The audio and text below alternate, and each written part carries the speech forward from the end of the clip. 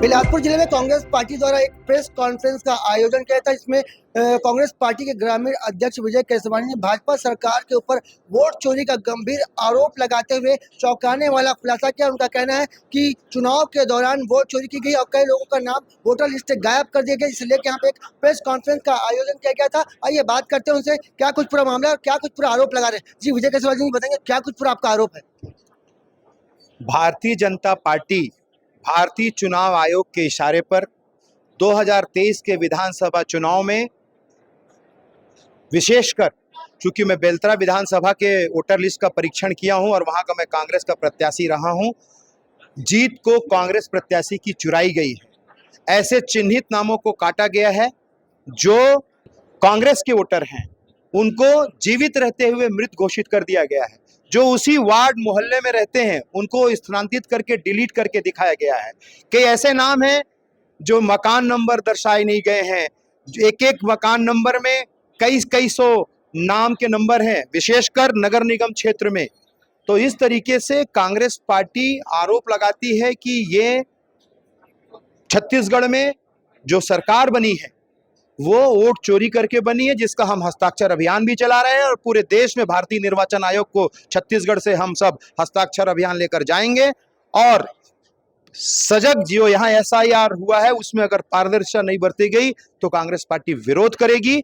और इस प्रक्रिया का जो लोकतंत्र में सबको एक वोट देने का अधिकार है, वो एक वोट चाहे अडानी हो या अंबानी हो या आम व्यक्ति हो, लोकतंत्र में भारत देश इसीलिए जाना जाता है कि हर व्यक्ति को एक वोट देने का अधिकार है और उसको वंचित किया जा रहा है। मेरे पास एक लिस्ट है जिसमें कई लोगों के नाम है जिनकी उम्र 100 से भी अधिक है। इसमें जो एक नाम दिख रहा है 121 साल है, 119 साल है, 118 साल है, 114 साल है। ये क्या कुछ पूरा माजरा है? या तो इसमें से बहुत से लोग, कुछ लोग इसमें से जीवित नहीं हैं, उनके नाम पर भी वोट डाले जा रहे हैं, और कुछ लोग जो है 100 साल से नीचे जिनकी उम्र 48 साल है। कुछ ऐसे लोग हैं कि जिनका नाम वोटर लिस्ट में अनाम है, पिता का नाम धीवर है, कहीं धीवर लिखा है तो पिताजी का नाम कुछ लिखा है। मतलब फेक मतदाता पूरे वोटर लिस्ट में ढूंढने को मिल रहा है। प्रारंभिक जांच तो आपने बताया जिसमें अभी एक और लिस्ट मेरे पास है, इसमें आ धीवर है, एक में सिर्फ यादव लिखा है, एक में सिर्फ ध्रुव लिखा है। जी हाँ, ये फेक आईडी है और ऐसे भी कई मतदाता हैं जहां एक एक नाम 3-3 बार हैं। मैंने सूची सौंपी है, एक नाम 3-3 बार है। एक ही बेलतरा विधानसभा में एक नाम 2 बार 3 बार, इस तरीके से लगातार वो हर जगह वोट दे रहे हैं। एक वोटर आईडी मेरे पास है जिनका नाम राधे लाल बताया जा रहा है, जिनका लिस्ट में नाम नहीं, इनको मृत बता दिया गया। जी, वो कौन है?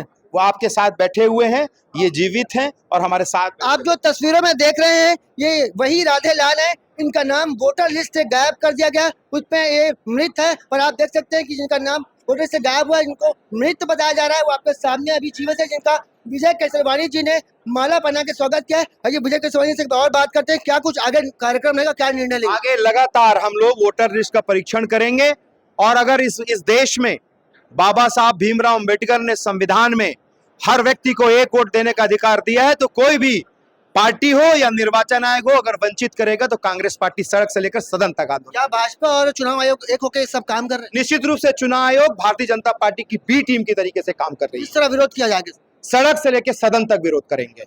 हमने अभी ग्रामीण जिला अध्यक्ष कांग्रेस के जो अध्यक्ष है ग्रामीण विजय केसवानी जी से बात की। उनका कहना है कि अब ये जो लड़ाई है वो सड़क से लेके सदन तक जारी रहेगी। उनका खुला आरोप है कि चुनाव आयोग और भाजपा पार्टी के लोग मिलकर इस तरह का वोट चोरी का काम कर रहे हैं। इसमें लगातार आंदोलन करने की बात विजय केसरवानी जी ने कही है। कैमरामैन मोनू सिंह के साथ जिया खान, श्रीजी भास्कर।